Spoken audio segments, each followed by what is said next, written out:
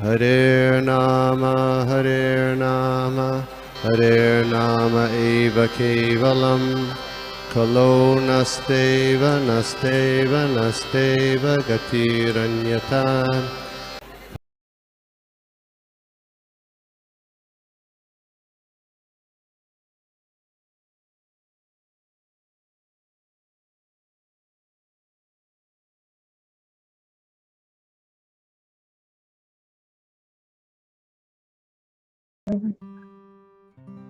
हरे कृष्णा प्रभु जी, माता जी सभी को दंडवत प्रणाम। आज के भागवत सत्र में आप सभी का स्वागत है। प्रभु जी, माता जी, आज मेरा पहला क्लास है, इसलिए मैं आप सभी से ब्लेसिंग चाहती हूँ कि मैं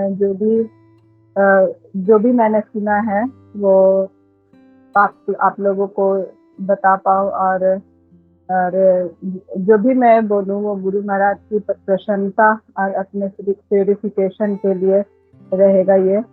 और इसके लिए मेरे से जो भी गलती होगी कृपया मुझे सुधारने का प्रयास कीजिएगा। तो हम लोग प्रेयर से स्टार्ट करते हैं। ओम ज्ञानंजना शलाक्य चक्षुरुन्मीलितं तस्मै श्री गुरुवे नमः।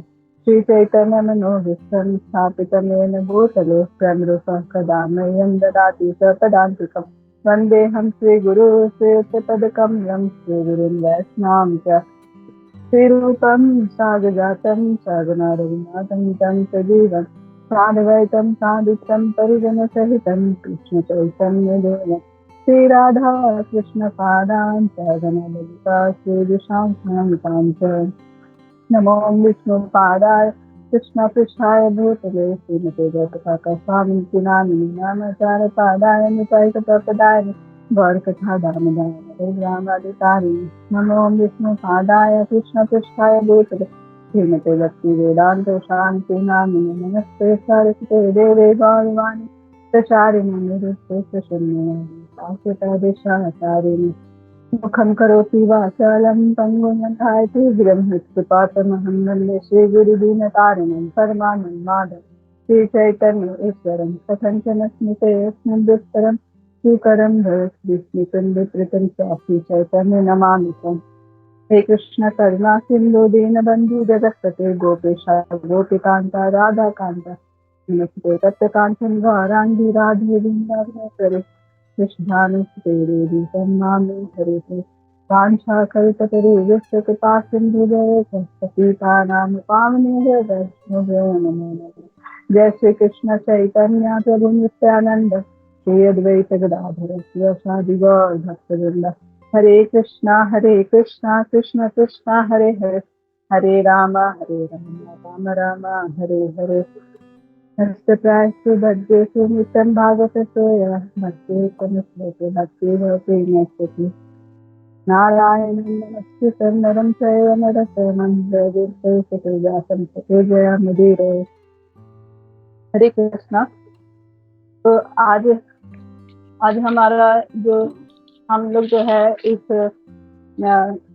भागवत सत्र में, श्रीमद् भागवतम सत्र में तृतीय स्कंद के छठा अध्याय, और जिसका अध्याय का नाम है विश्व रूप की सृष्टि, और उसमें श्लोक नंबर 13, 14 और 15 देखेंगे। तो मैं श्लोक रीड करती हूँ।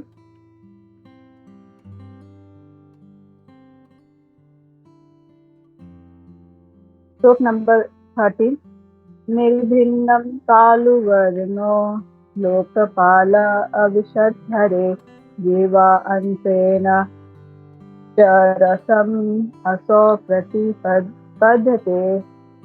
निर्भिन्नं कालुवर्णो लोकपाल अविशद्धरे जीवा अंतेन च रसम् यया असौ प्रतिपद्यते। अनुवाद प्रभुपाद की जय। जब विराट रूप का तालु पृथक प्रकट हुआ तो लोकों में वायु का निदेशक वरुण उसमें प्रविष्ट हुआ, जिसमें जीव को अपनी जीभ से हर वस्तु का स्वाद लेने की सुविधा प्राप्त है। श्लोक नंबर 14। निर्विण्णे अश्विनो नासे विष्णो अविशतां पदं घ्राणेन अंशेन गन्धस्य प्रतिपतीयत भवेत्। निर्भिन्ने अश्विनो नासे विष्णो अविशतां पदं घ्राणेन अंशेन गंधस्य प्रतिपतीयत भवेत्। अनुवाद: जब भगवान के दो नथुने पृथक प्रकट हुए तो दोनों अश्विनी कुमार उनके भीतर अपने अपने पदों पर प्रवेश कर गए। इससे फलस्वरूप जीव हर वस्तु की गंध सूंघ सकते हैं। श्लोक नंबर 15। निर्वीणे अक्षिणी त्वष्टा लोकपाल अविशद विभो चक्षुषा अंतेन रूपाणां प्रतिपत्तिः यतः भवेत्। निर्विण्णे अक्षिणी त्वष्टा लोकपाल अविशद विभो चक्षुषा अंतेन रूपाणां प्रतिपत्तिः यतः भवेत्। अनुवाद: तत्पश्चात भगवान के विराट रूप की दो आंखें पृथक हो गई। प्रकाश का निर्देशक सूर्य दृष्टि के आंशिक प्रतिनिधित्व के साथ उनमें प्रविष्ट हुआ, जिससे जीव रूपों को देख सकते हैं। तो हम लोग इसके पहले जो इस अध्याय में जो भी हम लोग देखे, उसमें देखे कि कैसे मैत्रेय ऋषि से विदुर जी जो है वो पूछ रहे हैं। मैत्रेय ऋषि जो है वो विदुर जी को भागवतम सुना रहे हैं और इसमें विदुर जी जो है वो मैत्रेय ऋषि से पूछ रहे हैं कि कैसे इस विश्व रूप की सृष्टि हुई। तो उसमें मैत्रेय ऋषि बताते हैं, हम इसमें पूरे डिटेल में नहीं जाएंगे, बस थोड़ा सा हम इसको बताते हैं, थोड़ा सा हम लोग इसमें चर्चा करेंगे।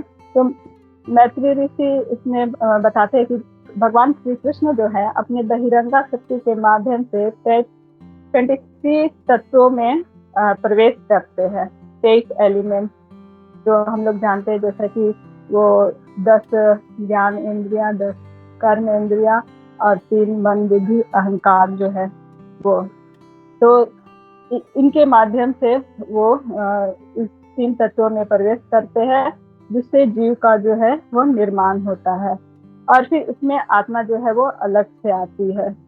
और फिर आगे के श्लोक में हम लोग देखें कि कैसे भगवान जो है वो विराट रूप में अपने आप को प्रकट करते हैं। और विराट रूप जो भगवान का है उसमें जो विभिन्न देवी देवता जो है, तो वो भी भगवान जो है अपने आप को विभिन्न देवी देवता और जीव जो दोनों ही भगवान के अंश है उसमें प्रकट करते हैं। तो हम लोग कल देखे भी थे, कल जो माता जी आए थे वो बता रहे थे कि कैसे ये देवी देवता जो है वो भगवान के अंश है और जीव भी भगवान के अंश है। और देवी देवता ये जो देवी देवता कैसे बनते हैं, तो जब जीव के बहुत सारे पुण्य कर्म जो एकत्रित हो जाते हैं और उनको इस भौतिक सृष्टि पे प्रभुत्व जताने की इच्छा खत्म हो जाती है, तो उनको फिर देवी देवता के पद पे नियुक्त करते हैं भगवान, और फिर उनको अलग अलग कार्य देते हैं, जिससे वो सृष्टि पे भगवान के निर्देशन के अनुसार वो कार्य करते हैं।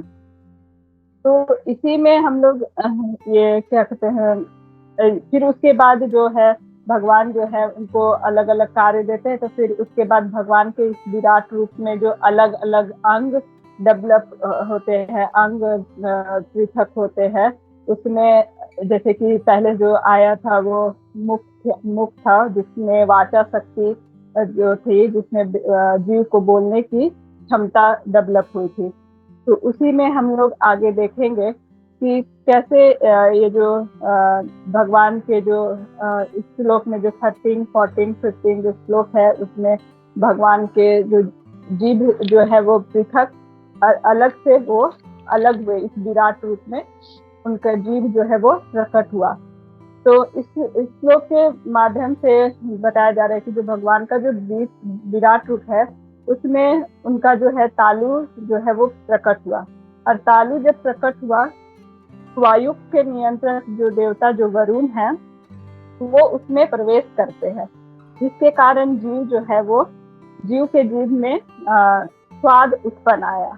तो इसमें हम यहाँ पे देखेंगे कि इसमें बताया जा रहा है कि हम जो जीव जो है अपनी शक्ति से किसी भी चीज का संचार नहीं कर सकते हैं। अगर हमारे शरीर में अंग रख भी दिए जाते हैं तो वो तब तक वो सुचारू रूप से कार्य नहीं करेंगे जब तक इनके जो नियंत्रक देवता है जिनको भगवान जो है वो नियुक्त किए हैं अलग अलग पद पे, वो उनको नियंत्रित करते हैं, तभी ये सुचारू रूप से वो कार्य करते हैं। और ये देवी देवता जो है वो परमेश्वर के आदेशानुसार जो है वो कार्य करते हैं। तो और इसमें फिर ये इस जीव के बारे में बताया जा रहा है कि कैसे मतलब हम लोग देखते हैं कि जब ये जो जीव जो हमें मिला और उसमें जो जीव का जो स्वाद आया, तो हम जीव को उस जीव का जो प्रयोग जो है वो भगवान के ही नाम, क्योंकि हम लोग भगवान से अलग नहीं है। और जब भगवान ने हमें ये जीव दिया तो हमें उनके नामों का उच्चारण करने में और उन पे जो हम लोग प्रसाद ऑफर करते हैं उसमें हमको उसका प्रयोग करना चाहिए। तो यहाँ पे हम लोग देखेंगे कि कैसे देवी देवता जो है वो भगवान के आदेशानुसार कार्य कर रहे हैं, और भगवान की कृपा जो है हम लोगों को देवी देवता के माध्यम से मिल रही है। तो हम लोग को ये भी नहीं भूलना चाहिए, हम लोगों को ये देवी देवता का अनादर भी नहीं करना चाहिए। और साथ में साथ हमें ये भी नहीं भूलना चाहिए कि ये जो भगवान जो है वो परम नियंता है, वही सर्व कारण कारणम है, उनके ही माध्यम से हमें ये सब प्राप्त हुआ है और हम जो है वो कार्य कर रहे हैं। तो इसी के संदर्भ में ये इस जीव के संदर्भ में द्वितीय स्कंद के अध्याय 3 में एक श्लोक है 20वें नंबर, उसको मैं रीड करना चाहती हूँ, जिसमें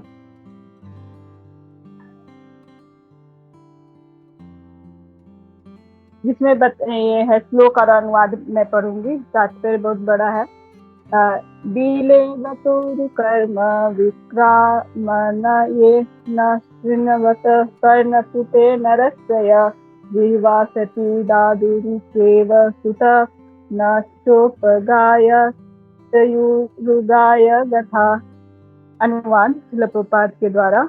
जिसने भगवान के शौर्य तथा अद्भुत कार्यों की कथाएं नहीं सुनी तथा जिसने उनके विषय में गीतों को गाया उच्च स्वर में उच्चारण नहीं किया, उसके स्वर्ण रंध्र मानो सांप के बिल और जीभ मानो मेंढक के समान है, मेंढक की जीभ है ऐसा। तो इस श्लोक के माध्यम से यहाँ पे प्रभुपाद बताना चाह रहे हैं कि कैसे हम लोगों को जब भी भगवान जो जीव दिए हैं उसमें हम लोगों को भगवान के ही गीतों का उच्चारण और करना चाहिए। और इसमें थोड़ा सा अनुवाद में तात्पर्य में थोड़ा सा रीड करूंगी, जिसमें प्रभुपाद बताते हैं कि मेढक जो है वो उच्च स्वर से तराते हैं, जिनके कारण वे सांपों को आमंत्रण देते हैं जो उन्हें खा जाते हैं। मनुष्य को विश्व रूप से वैदिक मंत्रों के उच्चारण के लिए जीभ प्रदान की गई है, मेढकों के सम्मान कराने के लिए नहीं। इस श्लोक में प्रयुक्त अस्थि शब्द भी महत्वपूर्ण है, जिसका अर्थ है ऐसी स्त्री जो वैश्या बन गई है। वैश्या अपने उत्तम स्त्री गुणों के लिए विख्यात नहीं है। इसी प्रकार जीव जो मनुष्य को वैदिक मंत्रों के उच्चारण के लिए मिली है वैश्या मानी जाएगी यदि उसे किसी सांसारिक प्रलाप के लिए प्रयुक्त किया जाए। तो इस श्लोक के माध्यम से प्रभुपाद हमें बता रहे हैं कि हमें हमेशा जैसे हम लोग जब भी हम लोग जो है वो बात करते हैं तो हम लोगों को अपने मंदिर जो है वो बातों को नहीं करनी चाहिए, हमेशा भगवान के बारे में ही चर्चा करनी चाहिए। जब भगवान ने हमें ये जीव दिया है तो और उन पे जो चढ़ाया हुआ जो प्रसाद है उसको ही लेना चाहिए। और आगे के श्लोक में जो 14 नंबर श्लोक है उसमें बताया जा रहा है कि कैसे जो भगवान के जो दो नथुने जो पृथक प्रकट हुए उसमें जो अश्विनी कुमार जो देवता है वो उस पद अपने अपने पद पर प्रवेश कर गए। तब जाकर जीव जो है वो किसी भी वस्तु का गंध जो है वो ले पा रहा है। तो यहाँ पे बताया जा रहा है कि कैसे मतलब जब जो भगवान के जो विराट रूप के जब नथुने प्रकट हुए तो इसमें जो अश्विनी कुमार हुए तब हमें किसी वस्तु की गंध सुनने को मिली। तो इसमें एक अम्बरीश महाराज की भी है एग्जाम्पल कि कैसे अम्बरीश महाराज जो है वो अपने शरीर के सभी अंगों को भगवान के ही सेवा में लगाए हुए थे। तो हम लोगों को भी वैसे ही करना चाहिए कि कैसे हम लोग जब जो हमें जो है वो भगवान पे चढ़े हुए जो फूल है उसके सुगंध को हमें लेना चाहिए ऐसा। तो इसमें ये बताया जा रहा है।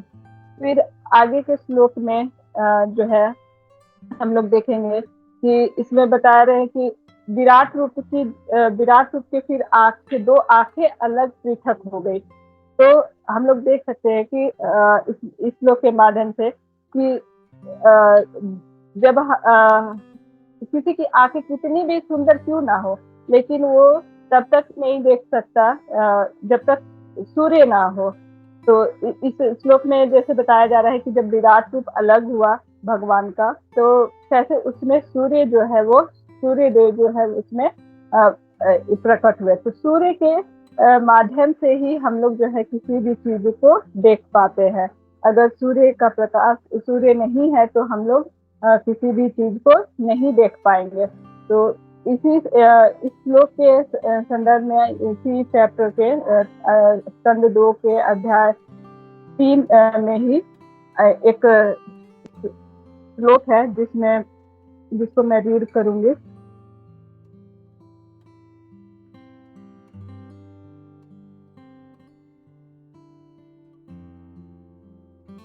जिसमें ये श्लोक ये है, ब्रहीते ते नयने नारायणं लिंगानि विष्णु निरीक्षता ये पादो निर्णानं तो द्रुम जन्म भाजो क्षेत्राणि न अनुव्रजत हरेयो। अनुवाद प्रभुपाद के द्वारा। जो आंखें भगवान विष्णु की प्रतीकात्मक अभिव्यक्तियों उनके रूप नाम गुण आदि को नहीं देखती वे मोर पंख में अंकित आंखों के तुल्य है। और जो पांव तीर्थ स्थानों की यात्रा नहीं करते वे वृक्ष के तनु जैसे माने जाते हैं। तो हम लोगों को यहाँ पे देखना चाहिए कि अगर हम लोग समझेंगे कि यहाँ पे अगर हम लोग अपने आंखों का जो है यहाँ पे बताया जा रहा है कि जो आंखें जो है वो आंखें मोर के पंख में अंकित आंखों के तुल्य है जो भगवान के रूप गुण आदि को नहीं देख पाती।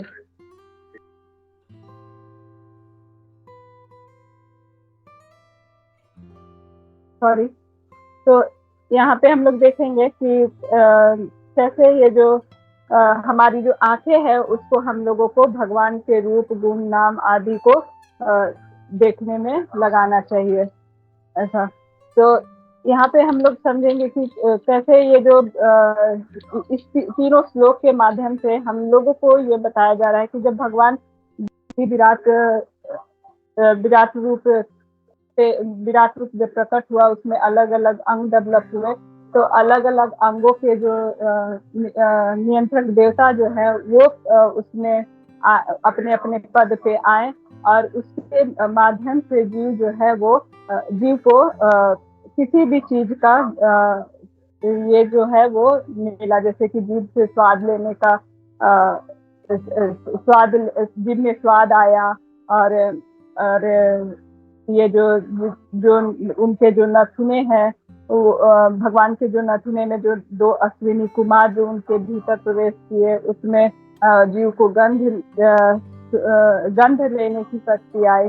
और फिर जो आंखें हैं वो जब सूर्य देव उसमें प्रकट सूर्य देव जो है वो प्रकट हुए, तो उससे जीव को देखने की शक्ति प्राप्त हुई। तो हम लोगों को जब ये भगवान के द्वारा जब ये सब मिल रहा है, तो हम लोगों को इसका उपयोग जो है वो भगवान के ही कार्यों में लगाना चाहिए। तो इस श्लोक में मुझे इतना ही समझ आया, तो मैंने आपको बताने का प्रयास किया। अगर मुझसे कोई गलती हुई होगी तो क्षमा कीजिएगा, और आगे जो सीनियर जो है वो इसमें ऐड कर सकते हैं। हरे कृष्णा। सॉरी प्रभु जी, आज मेरे को पता ही नहीं था। थैंक यू अलका माता जी फॉर वंडरफुल क्लास। माता जी आपने बहुत अच्छे से समझाया कि किस तरह से विराट रूप का यहाँ पे जो होता है निर्माण, भगवान जी जो आते हैं विराट रूप में आते हैं, और उस विराट रूप जो है भगवान का जो मटेरियल क्रिएशन है, और जो कि हम लोग पहले भी क्लास में सुने कि कैसे ये जो है वो टेम्पररी मैनिफेस्टेशन है भगवान का, और ये इस विराट रूप के माध्यम से जो है अनेक देवी देवताओं का जो है ये मैनिफेस्टेशन हुआ यहाँ पे। देवी देवता जो है और आए भगवान के विराट रूप से, जिनको हर तरह मतलब इस सृष्टि को चलाने का अलग अलग जो कार्य दिया गया है, जिसमें आपने ये भी बताया कि किस तरह से सूर्य देवता भगवान की जो आंख को सिग्निफाई किया गया सन गॉड से। भगवान जो के आंख है वो सूर्य देवता है, जो इस पूरे यूनिवर्स को प्रकाशित कर रहे हैं, और हमारा जो एक जो जीवन का एक स्रोत है उसका वो एक माध्यम बने हुए हैं। और इस तरह से पूरा जगत जो है जो भगवान के इन बनाए गए डेमीगॉड जो है भगवान के द्वारा ये जो सृष्टि बनाए गए उसमें जो है ना इनडायरेक्टली हेल्प कर रहे हैं। सो और इसमें आपने फिर ये भी बताया कि कैसे भगवान का हर एक, जैसे टंग को, जीभ को अग्निदेव के रूप में बताया गया, किस तरह से अग्निदेव हमारे शरीर जो वाचन शक्ति है उसको नियंत्रण करते हैं, और अलग अलग जो भगवान के जो पार्ट है जैसे तालु हैं और जो वरुण देव को यहाँ पे सिग्निफाई करते हैं। तो इस तरह से है विराट रूप का यहाँ पे पूरा ये डिस्क्रिप्शन हुआ है। सो थैंक यू माता जी फॉर क्लास। हरे कृष्णा।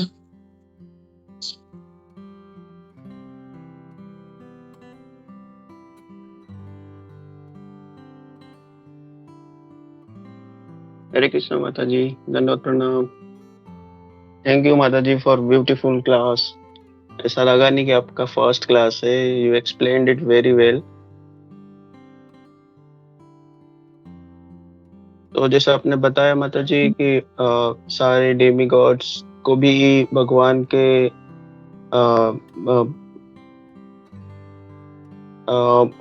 विराट रूप का दर्शन करना था, या फिर तो उनको भी इस जगत में अलग अलग रिस्पॉन्सिबिलिटी दी गई भगवान द्वारा।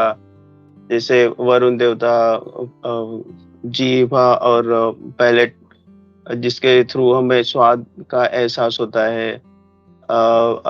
सूर्य देव का वो मुख का मिला। So you explained it very well. ज्यादा कुछ माता जी बचा नहीं इसमें ऐड करने को। हरे कृष्णा, दंडवत प्रणाम।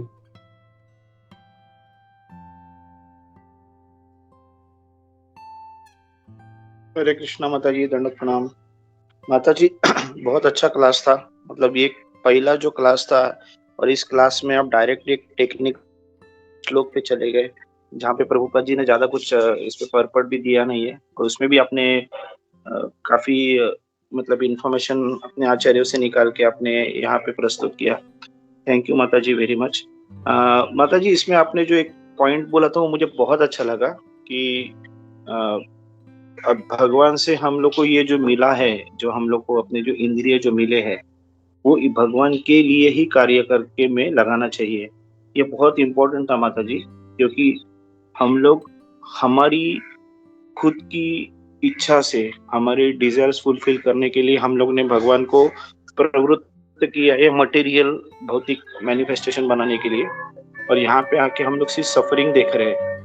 तो इस सफरिंग से निकलना है तो हमारी इंद्रिय, हमारी जो भी डिजायर्स है वो भगवान के साथ संलग्न करेंगे, तो ही इससे हम लोग बाहर निकलने का और वापस भगवान के बाद धाम में अपने घर में वापस पहुंचने के लिए हम लोग मतलब एक्चुअली वो हमारा कार्य रहेगा कि हम लोग को वापस अपने घर पे जाना है। और ये जो है टेम्पररी यहाँ पे मैनिफेस्टेशन में हम लोग सिर्फ सफरिंग कर रहे हैं। तो यहाँ से बाहर निकलने के लिए बेस्ट सॉल्यूशन है कि हमारे जो इंद्रिय है वो भगवान के लिए लगाए करके। तो थैंक यू माता जी, बहुत अच्छा क्लास था। दंडोत प्रणाम। हरे कृष्णा।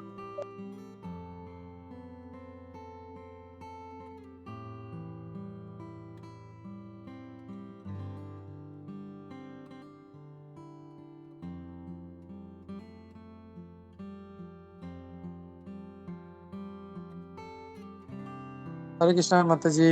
आई थिंक हेमांगिनी माता जी नहीं है आज, तो anyway, बहुत अच्छा क्लास था माता जी, और ऐसा बिल्कुल लग नहीं रहा था कि मतलब पूरे कॉन्फिडेंस के साथ आप बोल रही थी, तो थैंक यू। और मेन चीज ये है कि तीनों भी जो श्लोक थे आपके, उसमें किसी में भी परफेक्ट नहीं था, लेकिन फिर भी इतने सारे पॉइंट्स आपने जमा किए, so very nice. Thank you माता जी, और ऐसे ही क्लास देते रहिए माता जी। हरे Krishna.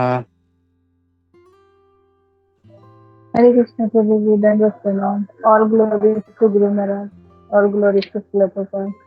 Thank you for listening. Hare Krishna. Anandamayi Shashilekha माता जी, बहुत सुंदर था पहला क्लास, लेकिन बहुत सुंदर, और आप जरा भी डरे नहीं, बहुत अच्छे से बात की। और जैसे सबने कहा कि कोई भी तात्पर्य नहीं था, फिर भी अपने इतने अच्छे से क्लास दिया, बहुत अच्छा लगा।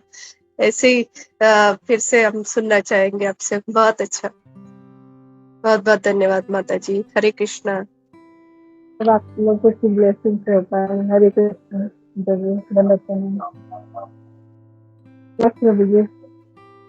हरे कृष्णा। हमें खाली यहाँ पे ये एक पॉइंट ऐड करना चाह रहा था कि जैसे बहुत से लोग जो डेमीगॉड वर्शिप करते हैं, ये उनको सिखाने के लिए एक बहुत अच्छा पॉइंट है कि हम देखते हैं कि सारे देवी देवता भी जो हैं वो भगवान के अंगों में स्थित होकर वो कार्य करते हैं। उनको भी वो जो पावर मिलता है, वो जो हमारे नथुनों के जैसे अश्विनी कुमार है, वो भी उनको पावर भगवान विष्णु से मिलता है, या जो भी देवी देवता है, तो they are also control by Vishnu.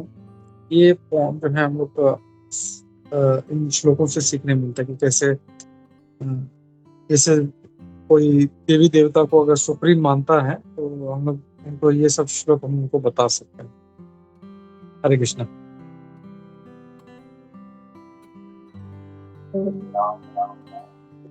Yes प्रभु जी। माता जी, दो अश्विनी कुमार है, तो उनके बारे में जरा बताएंगे। हरे कृष्ण प्रभु जी, मैं गोपी मनोज प्रभु जी से रिक्वेस्ट करूंगी तो वो बताएं, क्योंकि मेरे मन में भी ये डाउट था ये दो अश्विनी कुमार के बारे में, तो मुझे कहीं मिला नहीं, तो इसलिए मैं गोपी मनोज प्रभु जी से रिक्वेस्ट करते तो थोड़ा सा एक्सप्लेन कर दो आपको। हरे कृष्ण।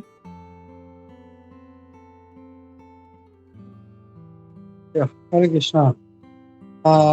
अश्विनी कुमारों के बारे में इतना कुछ, मतलब अगर हम लोग देखें तो भगवत गीता में भी उनका कई बार रेफरेंस है, भागवतम में भी कई बार रेफरेंस है, लेकिन ऐसा उनका डिटेल नहीं है जैसे दूसरे भक्तों का डिटेल है ना, कि कैसे पांडव थे, कौन थे, क्या हुआ।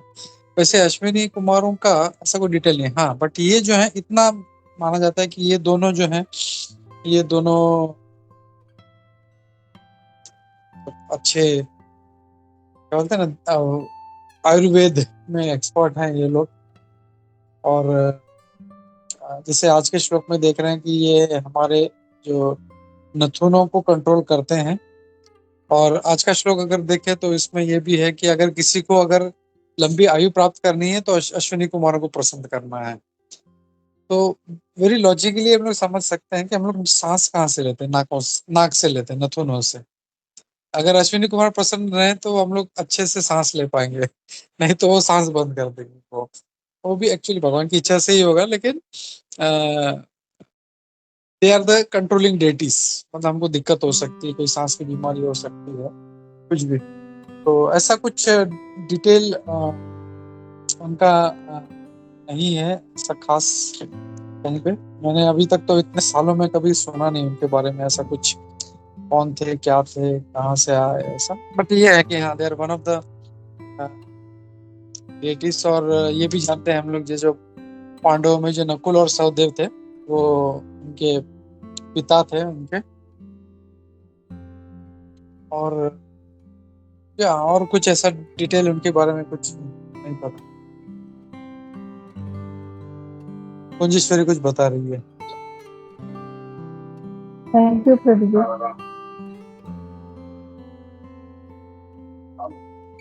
हरे कृष्णा। जैसे च्यवन ऋषि पता है ना हमें, जिस च्यवन प्राशी, तो ये ऋषि थे। तो उनके लिए वो जब ये कर रहे थे, तपस्या कर रहे थे, और सालों से तपस्या करके फिर बहुत वृद्ध हो गए। तभी भी उन्होंने अश्विनी कुमार की ये की थी, क्या बोलते हैं, प्रसन्न करके फिर अश्विनी कुमार आए थे, और उन्होंने फिर वो सब जड़ी बूटियों का अर्घ दिया था, जिससे फिर वो फिर से क्या वृद्ध से जवान हो गए। तो वहां पर भी आता है कि अश्विनी कुमार कौन थे। वैसे हर एक इसमें आता है, कदम के इसमें भी आता है ना। कदम जब तपस्या कर रहे थे तभी भी अश्विनी कुमार आ गए, और फिर से वो वृद्ध हो गए थे, जैसे देवती माता थी। तो देवती जी को भी फिर उन्होंने स्वयं कदम मुनि ने फिर से रूपवान बनाया था, और कदम मुनि के लिए अश्विनी कुमार आए थे, वो फिर से फिर जवान होते। ऐसे भागवतम में हर जगह उनका वर्णन आता है कि कभी जो वृद्ध होते या शरीर से पूरा क्षीण हो जाते, अगर अश्विनी कुमार उनके ऊपर कृपा कर देते हैं तो वो तुरंत जवान हो जाते हैं, और उनके शरीर के अवयव में ताकत आ जाती। हरे कृष्ण।